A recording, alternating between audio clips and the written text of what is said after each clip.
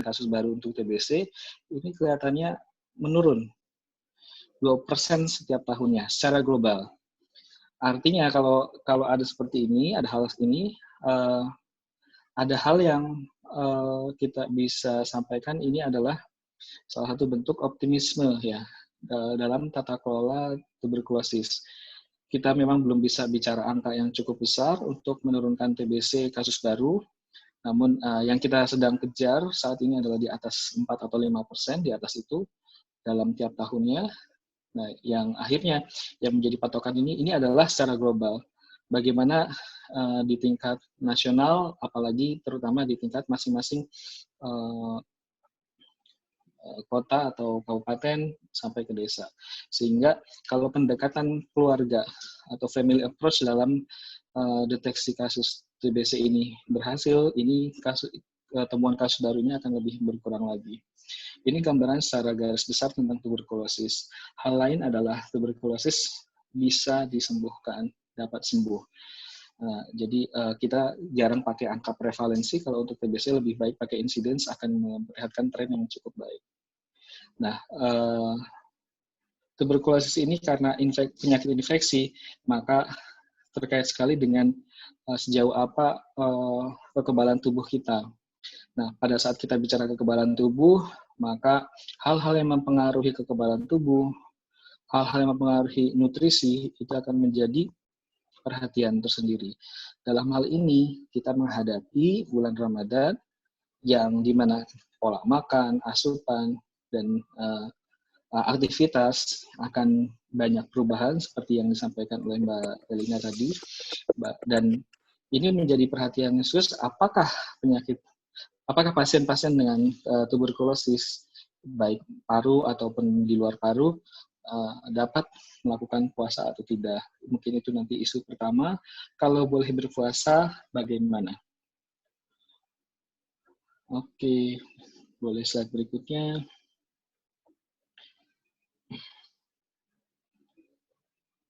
Nah, yang harus diperhatikan tuberkulosis pada saat puasa adalah kekebalan tubuh, di mana kita tahu kalau orang puasa, logika kita awalnya adalah asupan makan akan berkurang karena kita bicara rentang dari mulai maghrib sampai imsak. Nah, dari situ karena durasi makan yang berkurang, maka kita akan berpikir berarti jangan-jangan asupannya berkurang. Kalau asupan berkurang pada kondisi orang terinfeksi, dikhawatirkan kekebalan tubuh akan berkurang. Lalu bagaimana dengan pengobatannya? Apakah harus ada perubahan dosis atau ada pengelolaan tersendiri? Nah, ini kita lihat satu persatu tentang bagaimana sih kondisi tuberkulosis pada orang-orang yang berpuasa. Ini kita bicara tentang kekebalan tubuh dulu. Nah, ini yang saya tampilkan adalah orang-orang yang berpuasa di bulan Ramadan. Ini ternyata kalau kita lihat dari komponen-komponen dalam tubuh yang menyebabkan perubahan kondisi imun atau perubahan kondisi kekebalan tubuh, itu ternyata banyak yang berubah ya. Ada yang berubah, ada yang tidak, tapi sebagian besar banyak. Ini kalau sengaja saya tampilkan ini, nanti saya coba sampaikan yang terkait dengan kekebalan tubuh. TNF, alfa, interleukin 6, interleukin IL, interleukin 1, ini adalah perangkat-perangkat sel dalam tubuh yang akan muncul apabila ada peradangan. Infeksi tuberkulosis adalah penyakit infeksi. Penyakit infeksi itu akan memicu proses peradangan. Karena infeksinya ini adalah bersifat kronik atau lama, menahun atau lebih, nah itu maka akan didapatkan TNF alfa, interleukin, dan ini kita sebutnya sebagai sitokin. Sitokinnya ini akan meningkat. Nah, ternyata pada orang-orang yang berpuasa itu justru kondisi peradangannya akan turun. Nah, walaupun dia neutrofil ini adalah bagian dari sel darah putih yang ikut terlibat dalam kekebalan tubuh. Namun ternyata dengan puasa ini nggak ada perubahan tuh. Jadi tidak ada dampak oh kalau puasa ternyata neutrofilnya akan turun, berarti nanti kekebalan akan turun. Ternyata dari penelitian ini tidak ada perubahan pada aktivitas sel darah putih, salah satu dari sel darah putih. Ini CRP CXCL1 ini adalah juga gambaran dari penanda radang. Ya. Ini masih sama penanda radang, dan ini aktivitas untuk melawan radang juga tidak ada, sama kayak sel darah putih, tidak ada perubahan, artinya tidak menurunkan. Tapi memang terkesan seperti tidak ada meningkatkan. Tapi kalau kita lihat dengan TNF alpha yang turun, interleukin 1 ini turun, ini meningkatkan, ada kondisi yang meningkatkan kekebalan tubuh. Ditambah lagi, ternyata pada orang-orang berpuasa di bulan Ramadan, aktivitas makrofag. Makrofag itu adalah salah satu struktur sel di tubuh kita yang tugasnya itu makani musuh. Musuh dalam tubuh itu bisa virus, bisa bakteri, bisa jamur. Ya. Nah, ternyata aktivitas si makrofagnya ini meningkat. Nah, dan ada beberapa komponen-komponen kekebalan tubuh lain. Ini yang kalau kita lihat maka membuat resultan atau ujung-ujungnya ada efek yang menguntungkan, terutama pada kondisi-kondisi yang ada infeksi Mycobacterium tuberculosis. Ya, yang bisa disampaikan terjadi peningkatan kekebalan tubuh justru pada saat orang-orang dengan tuberkulosis yang menjalankan puasa. Ini kita bicara secara umum, tidak bicara pada beberapa kasus. Nanti ada beberapa hal yang apa sih yang harus diperhatikan, atau bahkan ada kondisi yang diupayakan malah untuk ditunda puasanya. Oke, boleh lanjut. Slide.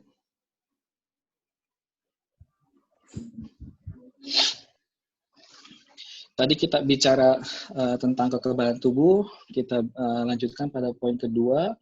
Ini kita bicara tentang nutrisi. Kalau kita lihat di sini, ini adalah yang atas ini adalah normal feeding. Normal feeding itu ya yang kita jalani sekarang. Kalau restriction ini, yang kedua ini adalah kalau yang diet ini, tapi saya nggak pernah lulus nih yang kedua ini.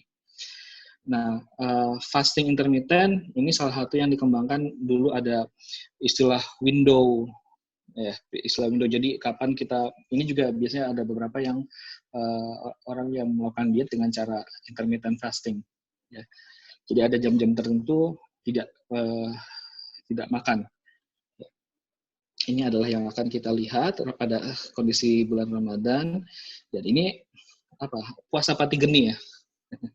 Prolong fasting dan starvation ini salah satunya adalah puasa pati geni. Kalau yang normal feeding, bahkan bisa ada ini dari jam 6 pagi ada sarapan, jam 9 ada cemilan, jam 12 siang ada makan siang, jam 3 ada cemilan, jam 6 ini pas maghrib ini ada kalau ini kita orang bule ya biasanya dinernya itu kan jam 6. Kalau kita dinernya jam berapa? 8, 9 atau 10. Belum kalau ada berkat ya. Itu bisa lebih malam lagi. Kemudian ini ada kalau yang ada snack malam ya, makan ringan malam jam 9 malam. Kemudian jam 12 kadang-kadang yang masih lapar atau udah pas dapat berkat, itu jam di atas jam 10 kita suka makan ya. Nah, terus nanti ada fase kosong. Ini gambaran normal feeding secara umum. Kemudian pada beberapa yang diet, ini lihat ada waktu-waktu tertentu yang lebih panjang. Sebenarnya pada prinsipnya pada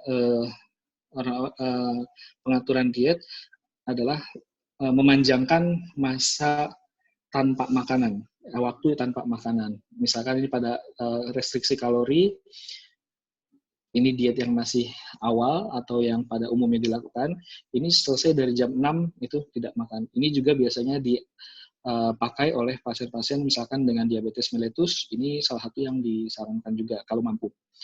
Nah, kemudian ada lagi intermittent fasting, mereka hanya makan pada satu window nih, dari jam 9 sampai jam 3 sore. Setelah itu sebelum dan setelahnya tidak makan.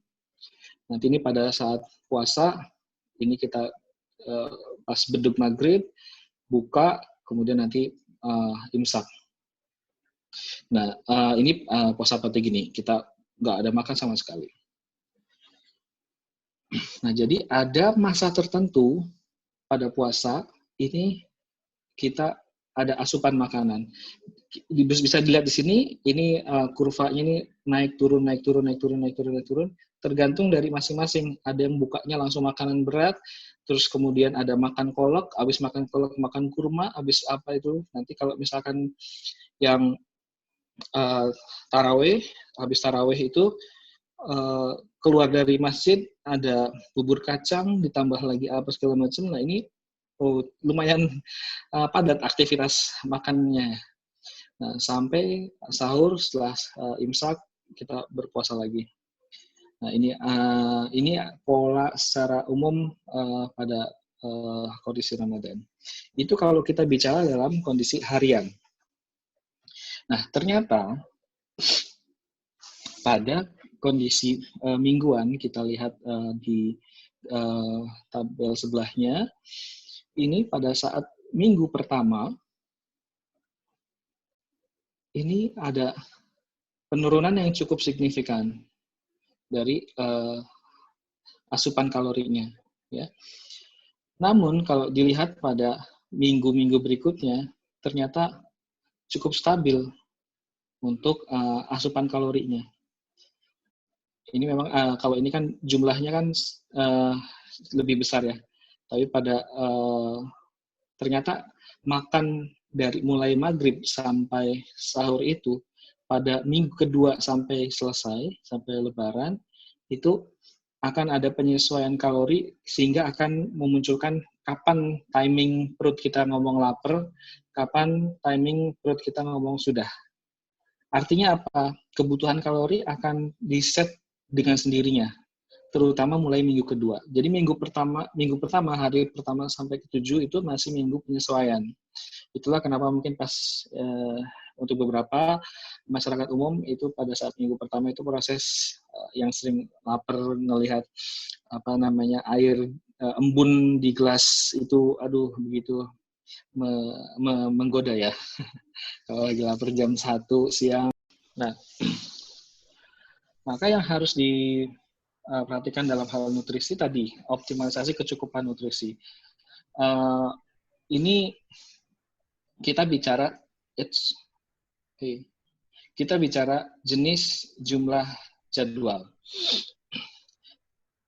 Jenis kita ada karbohidrat 20-30%, lemak 15-20%, protein 15-20 atau 25%. Nah, terutama pada kondisi tuberkulosis khususnya, kita bicara tentang protein. Kenapa ini protein yang menjadi utama? Karena protein ini nanti yang terkait dengan metabolisme sel, artinya bagaimana setiap sel dalam tubuh kita ini hidup, kemudian aktif selnya, kemudian kalaupun sel ini rusak akan segera sembuh atau recovery ya. Maaf ini khasnya dokter ya, tulisannya dokter ya, jadi nggak bagus. Ini artinya adalah kalau kita bicara sel ini sebagai individu, maka kekebalan selnya itu juga dipengaruhi oleh protein. Dan jangan lupa antibodi tubuh itu adalah struktur protein sendiri. Jadi pemenuhan pada protein ini menjadi penting pada pasien-pasien tuberkulosis yang menjalankan puasa. Kalori tetap penting, lemak tetap penting, namun jangan lupa di dalam hal ini adalah protein. Protein ini bisa didapatkan terutama misalkan dari telur, dari putih telur, kemudian ada untuk yang nabati misalkan tempe, tahu, ya itu bahan-bahan makanan yang cukup mudah didapatkan. Jadi poin pada kondisi ini adalah protein. Kemudian uh, kalau kita bilang mineral dan vitamin ya. Mineral ini untuk mencegah dehidrasi, karena pada infeksi, baik infeksi yang baru saja terjadi, misalkan kayak infeksi DBD, infeksi tifus, maupun infeksi yang kronik seperti TBC, ya.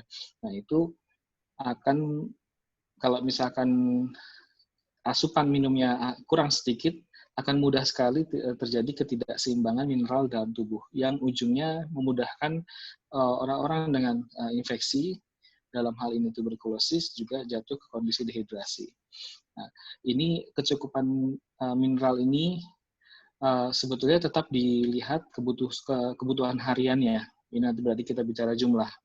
Kebutuhan hariannya, ya kalau untuk dewasa, biasanya yang kita hitung itu 2-3 liter per hari. Ya, yang biasanya 2-3 liter per hari itu dari saat bangun pagi sehingga malam. Nah, kalau nanti pada saat puasa itu digeser dari saat buka sampai ke sahur. Penjadwalan itu biasanya nanti disesuaikan dan dengan ke masing-masing orang dan ke kemampuan seseorang. Jadi ada yang lebih mudah untuk small but frequent, misalkan sedikit-sedikit tapi sering. Itu bisa diterapkan, bisa juga ada kayak tadi yang normal feeding ya.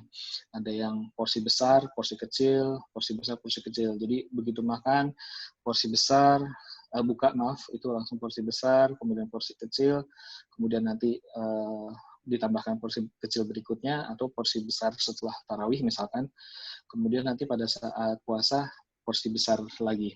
Hanya mungkin beda kadarnya, walaupun itu disebut sebagai porsi besar. Nah, kemudian juga harus diperhatikan konsistensi makanan. Pada saat awal-awal terutama untuk mengunyah makanan, barangkali ada hal infeksi tuberkulosis yang masih aktif, biasanya dipilih makanan-makanan yang konsistensinya lebih lunak. Mungkin bisa bubur, atau bubur saring, atau nasi tim ya. Itu bisa menjadi alternatif. Tapi dilihat lagi-lagi tidak semuanya orang-orang dengan tuberkulosis di awal pakai yang lunak. Kalau misalkan tidak ada masalah dalam nafsu makannya, itu bisa langsung dengan diet yang biasa atau nasi. Kemudian perlu dilihat juga kecukupan nutrisinya. Kita bisa lihat capaian nutrisi dengan berat badan. Kalau yang bisa dilakukan juga adalah penghitungan indeks massa tubuh. Indeks massa tubuh mudah untuk diperiksa. Dan kalau di HP Android sekarang banyak itu cara menghitung indeks massa tubuh ya, berat badan dengan tinggi badan nantinya. Nah, kalau ini dirasakan sulit, sebetulnya paling mudah nanti dilihat dengan kesan dalam tanda petik. Kesan, misalkan ukuran celana jadi longgar atau tidak, longgarnya makin longgar atau tidak, atau longgar tapi tetap stabil, jadi nggak makin longgar, itu pun bisa menjadi patokan sebetulnya tidak terjadi penurunan berat badan yang berlebihan. Yang masih di toleransi penurunan berat badan, terutama dalam kurun waktu 1 bulan, itu adalah 2-3 kg. Dalam konteks ini bukan diet ya, tapi maksudnya dalam konteks berpuasa. Oke, slide berikutnya.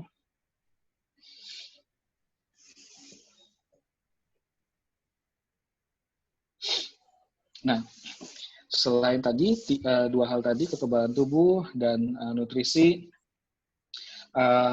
orang-orang dengan tuberkulosis juga yang harus kita lihat adalah konsumsi minum obatnya. Kalau yang standar saat ini adalah obat-obat tuberkulosis itu dijadikan dalam satu tablet. Jadi itu tablet itu adalah kumpulannya dari beberapa obat. Nah, yang kita sebut sebagai fixed dose combination atau kombinasi dosis ya. Nah, itu jadi yang sudah dalam bentuk satu tablet. Nah, yang disarankan adalah untuk beberapa bagian dari obat, pilihan-pilihan obat itu adalah diminum sebelum makan. Jadi dalam kondisi perut kosong. Nah, ini ada beberapa alternatif untuk mengubah jadwal minum obatnya pada pasien-pasien yang hendak menjalani puasa, yaitu pada saat berbuka puasa atau pada saat sahur. Jadi, untuk praktisnya, itu pada saat buka puasa, misalkan makan kurma dulu, atau membatalkan misalkan dengan minum yang manis, misalkan sirup atau teh manis, sekedar membatalkan dulu, baru setelah itu minum obat, baru masuk makan besarnya. Jadi kaidah sebelum makan atau dalam kondisi perut kosong masih dapat terpenuhi di situ. Nah, itu adalah masa-masa di mana kita pada saat berbuka puasa atau pada saat mau sahur. Hanya yang lebih sering, yang lebih mudah terjaga kontinuitasnya, keberlangsungannya, jadi nggak akan terputus atau terjaga keteraturan berobatnya, itu adalah pada saat berbuka puasa. Karena kadang kita suka ada miss di sahur, tapi kalau puasa kan kita jarang miss ya. Lebih hampir sebagian besar akan tepat pada saat berbuka puasa, bahkan ditunggu kan setengah jam sebelumnya udah nongkrongin meja makan. Nah, pada saat berbuka puasa ini yang lebih direkomendasikan untuk mengurangi kejadian putus obat atau pengobatan yang tidak teratur. Ini adalah salah satu opsi di mana untuk menjaga keteraturan berobat. Yang perlu dipertimbangkan lagi, dok, biasanya misalkan ini katakanlah hari Jumat ya puasa. Nah, hari Kamis itu dia biasanya minum di pagi hari. Nah, berarti kalau misalkan hari Jumat, dia akan delay. Misalkan kita ini pakai minum obat yang tiap hari. Karena ada yang tiap 2 atau 3 hari. Nah, ini kalau sebetulnya dalam metabolisme obat untuk yang OAT ini, obat anti tuberkulosis, itu ada namanya rentang waktu ya. Jadi waktu paruh dari obat. Jadi kalau misalnya untuk yang dari pagi akhirnya digeser hari Jumat itu nanti kita puasa, ini yang harusnya Jumat pagi digeser ke buka puasanya, itu sebetulnya masih bisa ditoleransi, masih boleh. Yang nggak boleh ya misalkan untuk ke Sabtunya, nah itu yang agak kelamaan, atau di sahur Sabtu. Nah ini yang malah terlalu jauh. Jadi kalaupun misalkan mau di sahur, jadi hari Kamis minum pagi masih minum biasa, nanti Jumat pagi pada saat sahur pertama itu mulai yang untuk minum hari Jumatnya. Jadi opsinya atau pilihannya adalah Kamis tetap minum sesuai jadwal, misalkan di pagi. Nanti yang Jumat itu bisa pada saat sahur pertama atau pada saat buka pertama, puasa pertama. Nah ini adalah bagaimana kita mengubah jadwal minum obat. Oke, slide berikutnya.